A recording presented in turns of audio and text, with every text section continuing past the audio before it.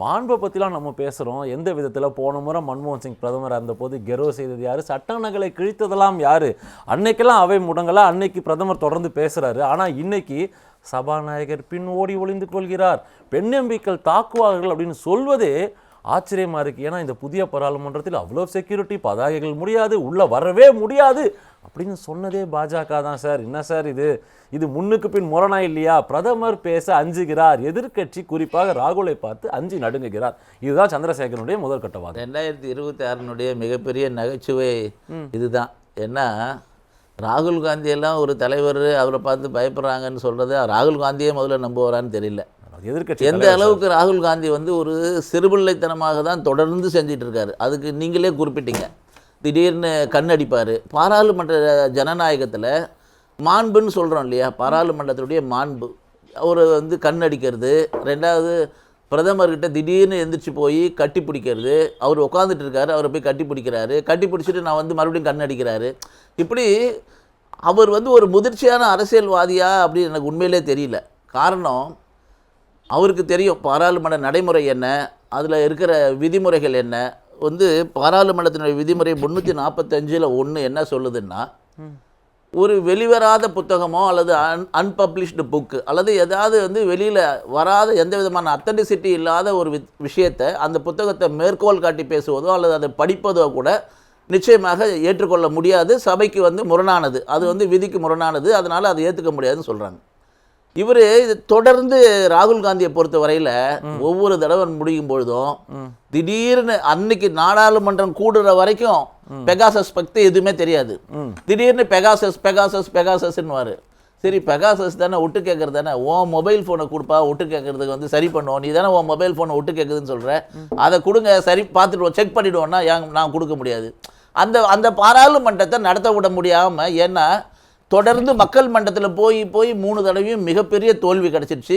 கிட்டத்தட்ட வரலாறு காணாத தோல்வியை ராகுல் காந்தி தலைமையில் தோல்விகளுக்கு அப்பாற்பட்டு ஒரு விஷயம் ஸ்ரீதர், கடந்த முறை யூபிஏ ஆட்சி செய்த அந்த காலகட்டங்களில் தொடர்ந்து பாஜக எதிர்க்கட்சியாக அவை முடக்கத்தில் தான் இருந்தாங்க, வெல் ஆஃப் த ஹவுஸில் தான் இருந்தாங்க, ப்ரொட்டஸ்ட் பண்ணாங்க, பதாகைகள் ஏந்தப்பட்டது. அவர் சொன்ன மாதிரி பில்ஸ் எல்லாம் கூட கிழிச்சாங்க. அதாவது நாடாளுமன்றத்தில் ஒரு சில விஷயங்கள் அனுமதிக்கப்பட்டது. வெல் ஆஃப் த ஹவுஸ்க்கு வர்றது எந்த காலத்தில் வந்தாலும் யார் செஞ்சாலும் அதுக்கு தண்டனைக்குரிய குற்றம். சபாநாயகர் தண்டிப்பார். ஒரு குறிப்பிட்ட காலத்தில் நீங்கள் விலைக்கு வைப்பார், அப்புறம் மன்னிப்பு கேட்டால் மறுபடியும் சேர்த்துப்பாங்க. இதெல்லாம் நடைமுறையில் இருக்க விஷயம். எதிர்க்கட்சிகளினுடைய உரிமையும் நான் இல்லைன்னு சொல்லலை. ஆனால் இந்த விஷயத்தில் பல்லவி கோஷ்ன்னு சொல்லி ஒரு பத்திரிகையாளர் ஒரு செய்தியை சொல்கிறாங்க. ஏன்னா இது தொடர்கதையாக இருக்குது. ஒவ்வொரு தடவை பாராளுமன்றம் ஆரம்பிக்கும் பொழுதும் இப்போ ராகுல் காந்தி அவர்கள் சொன்ன 10 பொய் ஒவ்வொரு பாராளுமன்றத்திலையும் சொல்லுவார். ஆனால் அந்த பொய்யை பற்றி உடனே அடுத்த பாராளுமன்றத்தில் அதை விட்டுட்டு வேறு புதிய சப்ஜெக்ட்டுக்கு போயிடுவாங்க. என்ன காரணம்? மக்கள் மன்றத்தில் தொடர்ந்து சொல்லி பார்க்குறோம், தோல்வி தான் கிடைக்குது. 30-40ன்னு எதிர்க்கட்சி கூட வர முடியல காங்கிரஸ்னால. உடனே நாங்கள் 400 சொன்னார், 240 ஆக்கிட்டு, இது ஒரு பெருமை சொல்லிப்பாங்க. தொடர்ந்து 3 தடவை நாங்கள் ஜெயிச்சுட்டு வந்திருக்கோம், 4வது தடவையும் 29ல் ஜெயிக்க போகிறோம். காரணம் என்னன்னா, மக்கள் மனதில் காங்கிரஸ் பற்றியினுடைய நம்பிக்கை எந்த அளவுக்கு மோசமாக குறைஞ்சிருக்கிறது என்பதையும், மக்கள் மன்றத்தில் இன்றைக்கி 47 நம்ம சுதந்திர இந்தியாவை 6வது இடத்துல பொருளாதாரத்தில் இருந்தோம். 2014 பிரதமராக மோடிஜியை பதவி எடுக்கும்போது நாம் 11வது இடத்துல இருந்தோம். ஃப்ராஜில் 5ன்ற இடத்துல தான் நம்ம இருந்தோம். ஆனால் இன்றைக்கி நம்ம எங்கே வந்திருக்கோம்? 3வது இடத்தை நோக்கி 4வது இடத்துலேருந்து 3வது இடத்தை நோக்கி போகிறதுக்கான முயற்சியில் இருக்கும். 7.5 ஜிடிபி வந்தாச்சு. உலகத்தில் மிகப்பெரிய வைக்கிறாங்க. அதை பற்றி விவாதிப்போமே. இன்னைக்கு ஒரே விஷயங்க, இது எல்லாத்தையும் நாடாளுமன்றத்தில் பேசியிருக்காரு ராகுல். இந்த ட்ரேட் டீலை பற்றி, எதனால் இது செய்யப்பட்டது, அறிவிக்கப்பட வேண்டியது யாரால், எங்கு, எப்படின்ற கேள்விகளை தான் நாங்கள் எழுப்புறோம். அதற்கு பதில் இல்லாமல் ஓடி ஒளிந்து கொள்கிற ஒரு விஷயம். இன்னைக்கு வரலாற்று சாதனை எது? ஐரோப்பிய யூனியனுக்கும் பாரத நாட்டுக்குமான ஒப்பந்தம் இருக்கு இல்லையா, 19 வருஷமாக நடக்க முடியாத ஒரு வரலாற்று சாதனை. கிட்டத்தட்ட பல பொருட்களுக்கு, அது டெக்ஸ்டைல் இண்டஸ்ட்ரியாக இருக்கலாம், லெதர் இண்டஸ்ட்ரியாக இருக்கலாம், இராணுவ தளவாடங்கள் சார்ந்த தொழிலாக இருக்கலாம், மருத்துவத்துறை சார்ந்த தொழிலாக இருக்கலாம், விவசாயிகளுடைய தொழில், எல்லாத்துக்கும் எவ்வளவு பர்சன்டேஜ் தெரியுங்களா? அமெரிக்கா, ஜெர்மன்லேருந்து நம்ம இந்தியாவில் இம்போர்ட் பண்ணுற ஒரு காருக்கு 110% வரி 10% குறைச்சிருக்கோம். அதே மாதிரி இந்தியாவிலிருந்து இந்த 27 நாடுகளுக்கும், ஐரோப்பிய யூனியனில் 27 நாடுகளுக்கும் நாம் ஏற்றுமதி பண்ணும்பொழுது அது 0%. நான் புரியுது. அக்ரிமெண்ட் பத்தி நம்ம பேசிட்டோம். அதனால தான் இந்த என்ன சொல்றோம், இந்த trade agreement mother of all deal சொல்றாங்க. இது எல்லா விதமான டீலுக்கும் தாய் போன்றது இது. ஏன்னா உலகத்துல நடக்கிற வர்த்தகத்துல 30 விழுக்காடு இந்த ஒரு டீல்ல வருது. ஆகையினால பாரத பிரதமருடைய வெற்றியை பொறுக்க முடியல. மோடி உடனே அமெரிக்க அதிபர் ட்ரம்ப் 50% ஆக்கிட்டாரு. உடனே மோடி வந்து அவர்கிட்ட சரண்டர் ஆயிட்டாரு. இப்ப மோடி வந்து அடிமை ஆயிட்டாரு. என்ன வார்த்தை பேசுறாரு இன்னைக்கு மோடி? அதே ட்ரம்ப் தான் 18 விழுக்காடா குறைச்சிருக்காரு. இப்ப வந்து பிரதமர் பேசவே மாட்டேங்கிறாரு. சைனான்ற வார்த்தையை பயன்படுத்தி என்னங்க சிறுபிள்ளைத்தனமான விஷயம் பேசி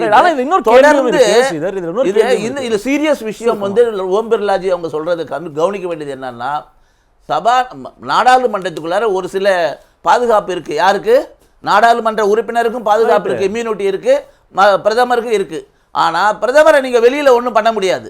ஆகையினால நாடாளுமன்றத்துக்குள்ளார நீங்க போய் ஒரு மகளிராக இருந்து கொண்டு ஒரு சில தவறான செயல்களை செய்யும் பொழுது உலக நாடுகள்ல பாரதத்தினுடைய நன்மதிப்பை குறைக்கணும்.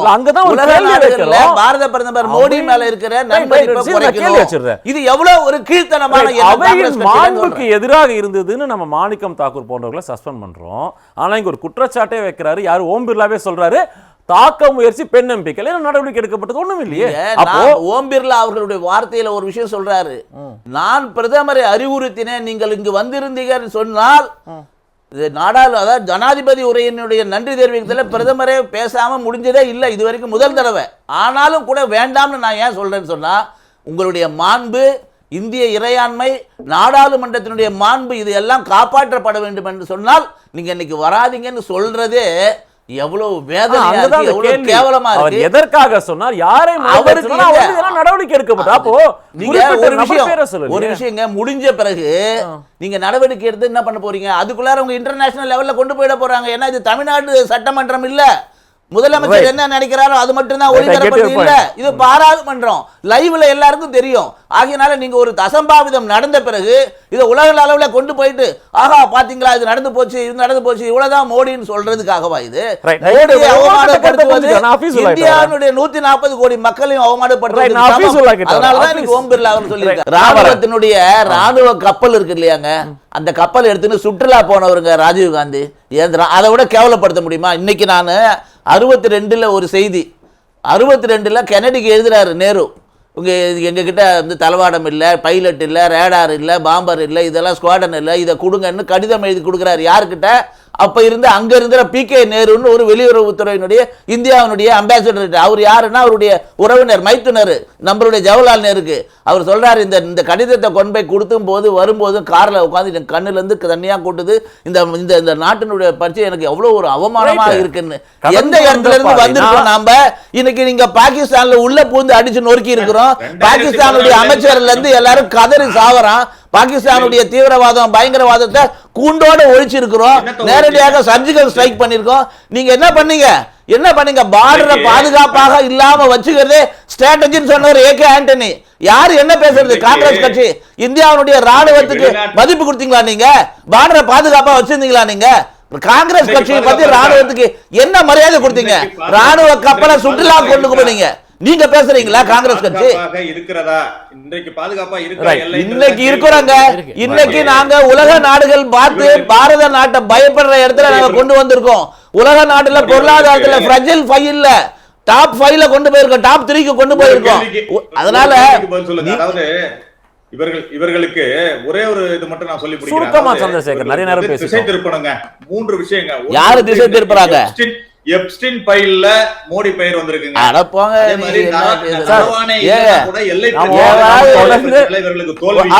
எப்ஸ்டின் யாரு? அவருடைய சுதந்திர போராட்ட தியாகியா? இதெல்லாம் யாருங்க? ஒரு பொறுக்கி அவனே தண்டனை பெற்றவங்க, கிரிமினல். அவன் எவனாவது ஒருத்தவன் எழுதி விட்டு போவான். அப்ப நான் ஒரு உதாரணத்துக்கு சொல்றேங்க. நான் கூட தான் வந்து இவருக்கு பிரதமராக முதல்ல 2014 நிக்கிறப்ப நானும் போயிருந்தாங்க அவருக்கு வேலை செய்யறதுக்காக. அப்போ ஒரு ஆட்டோ டிரைவர் என்னை கூட்டிட்டு போயிட்டு இங்கதான் பிரதமர் நாமினேஷன் போட்டாருன்னு சொல்றாருன்னு வச்சுக்கோங்க. அந்த ஆட்டோ டிரைவர் தான் பிரதமருடைய வெற்றி காரணமா இருந்திருக்க முடியுமா? என்னங்க பேசுறீங்க நீங்க? யாரோ ஒருத்தவங்க எழுதிட்டு ஒரே ஒரு வார்த்தை சொல்லிட்டு போனா காங்கிரஸ் எந்த அளவுக்கு தரம் தாழ்ந்து போச்சு பாருங்க. அதுதான் முக்கியம். சகிப்புத்தன்மை குறைந்து விட்டது. யாருக்கு சகிப்புத்தன்மை இல்ல சார்? சகிப்புத்தன்மை எல்லாம் இல்ல பத்தி காங்கிரஸ் கட்சி சொல்லக்கூடாதுங்க. நாங்க எல்லாம் வந்து 2 இடம் இல்ல, அதை எங்களை எவ்வளவு கேவலப்படுத்தினாங்க. ஒரு அலுவலகம் கேட்டப்ப பாராளுமன்றத்துல 2 பேர் எம்பி இருக்கீங்க, உட்காந்து சென்ட்ரல் ஹால்ல பேசிட்டு போங்கன்னு அசிங்கப்படுத்தினதுலாம் வரலாறு இருக்கு. அங்க இருந்து தான் நாங்க இன்னைக்கு இந்த இடத்துக்கு வந்திருக்கிறோம், தனிப்பெரும்பான்மையாக வந்திருக்கோம். முடியவே முடியாது, இனிமேல் கூட்டணி ஆட்சி தான் அப்படிலாம் சொல்லிட்டு இருந்தாங்க 2014க்கு முன்னாடி. நாங்க தனிப்பெரும்பான்மையாக 270 303 இடங்களை பெற்றுதான் 3வது முறையாக இருக்கிறோம். எல்லா வரலாற்று சாதனையும் பண்ணிருக்கோம். நேற்றுக்கு கூட 9 வருஷம் தொடர்ந்து தமிழகத்தை சேர்ந்த வீர பெண்மணி தமிழச்சி நிர்மலா சீதாராமன் தொடர்ந்து 9 பட்ஜெட் போட்டிருக்காங்க. பல சாதனைகள் நாங்க செஞ்சு கொண்டு வரோம். அதனால யாரை பார்த்தெல்லாம் வந்து சொல்லணும்னு அவசியமே இல்லை. பிஜேபியை பொறுத்த வரையில இந்த நாடு முக்கியம், இந்த நாட்டினுடைய வளர்ச்சி முக்கியம், இந்த நாட்டில் இருக்க இளைஞர்களுடைய வேலை வாய்ப்பு முக்கியம். அதை பத்தி தான் நாங்க யோசிக்கிறோமே தவிர, நீங்க ராகுல் காந்தி எப்பயோ வெளிநாட்டுக்கு போயிட்டு 10 நாளைக்கு ஒரு தடவை இந்தியாவுக்கு வராரு திடீர்னு, அவருக்கு என்ன ஞாபகம் இருக்கும்? அவருக்கு என்ன நாட்டை பத்தி தெரியும்? எங்க போற ஒரு எதிர்கட்சி தலைவர் எந்த நாட்டுக்கு போறான்னு கூட உங்களால வெளிப்படையா சொல்ல முடியல. நீங்க என்ன ஒரு எதிர்கட்சி தலைவர்? நீங்க நாட்டை காப்பாத்திருவீங்களா? ரைட், நன்றி. நன்றி தேச பாதுகாப்புங்க. எங்களுக்கு முதலே தேச பாதுகாப்பு தாங்க. உங்களுக்கு தான் கடைசி விஷயம் தேச பாதுகாப்புலாம். Least bother about that. உங்களுக்கு நன்றி. இருவருக்கும் நன்றி.